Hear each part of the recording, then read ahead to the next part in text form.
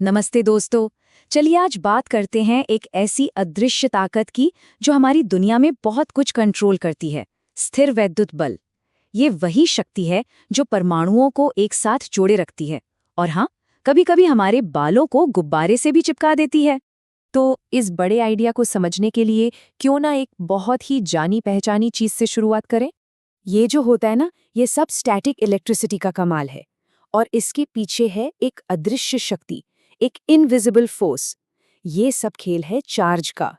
ये छोटा सा काम एक ऐसा बल बनाता है जो बिना छुए काम करता है, मतलब एक नॉन कॉन्टैक्ट फोर्स। अच्छा, तो ये जो बल है ये यूं ही काम नहीं करता।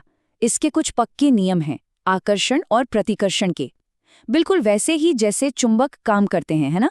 जैसे चुंबक के अलग अलग पोल एक दूसरे को खींचते हैं और एक जैसे पोल एक दूसरे को दूर धकेलते हैं, ठीक उसी तरह अलग अलग चार्ज एक दूसरे को अट्रैक्ट करते हैं और एक जैसे चार्ज एक दूसरे को रिपेल करते हैं। अब सबसे मजेदार बात यह है कि हम ये भी पता लगा सकते हैं कि ये फोर्स कितना मजबूत होगा, और इसके लिए हमें सिर्फ 3 चीजों को देखना होता है। तो पहला इंग्रेडिएंट है, पहली चीज पर कितना चार्ज है। इसको ऐसे समझिए जैसे किसी चुंबक की ताकत। जितना ज्यादा चार्ज उतना ही मजबूत, उतना ही पावरफुल होगा ये बल। और दूसरा इंग्रेडिएंट, जाहिर है दूसरी चीज पर कितना चार्ज है। अगर दोनों गुब्बारों को खूब जोर से रगड़े तो उन पर चार्ज भी ज्यादा होगा और उनके बीच का फोर्स भी कहीं ज्यादा मजबूत हो जाएगा। और अब आता है तीसरा और आखिरी इंग्रेडिएंट, उन दोनों चीजों के बीच की दूरी, और इसका असर बहुत जबरदस्त होता है। तो चलिए देखते हैं कि ये दूरी कैसे असर डालती है। जब चार्ज की हुई चीजें एक दूसरे के बिल्कुल पास होती है ना, तो ये बल बहुत ताकतवर होता है। लेकिन जैसे ही हम उन्हें एक दूसरे से दूर ले जाते हैं, ये बल तेजी से कमजोर पड़ने लगता है। इसे ही इनवर्स रिलेशनशिप कहते हैं। तो हमारे पास सारे इंग्रेडिएंट्स आ गए हैं।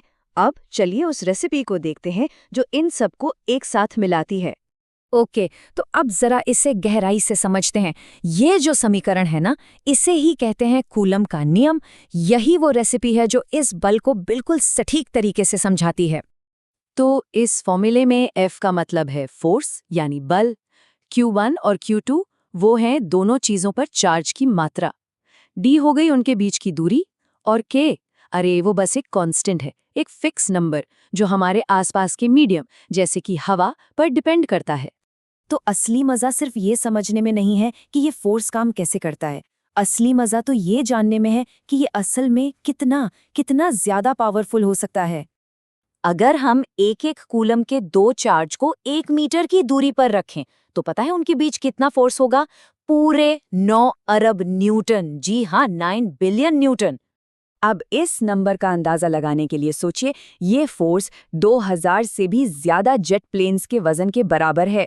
ये इतनी ज्यादा ताकत है कि हम सोच भी नहीं सकते। और इसीलिए हमारी रोजमर्रा की जिंदगी में हम इतने बड़े चार्ज से नहीं बल्कि बहुत ही छोटे छोटे चार्ज से काम चलाते हैं।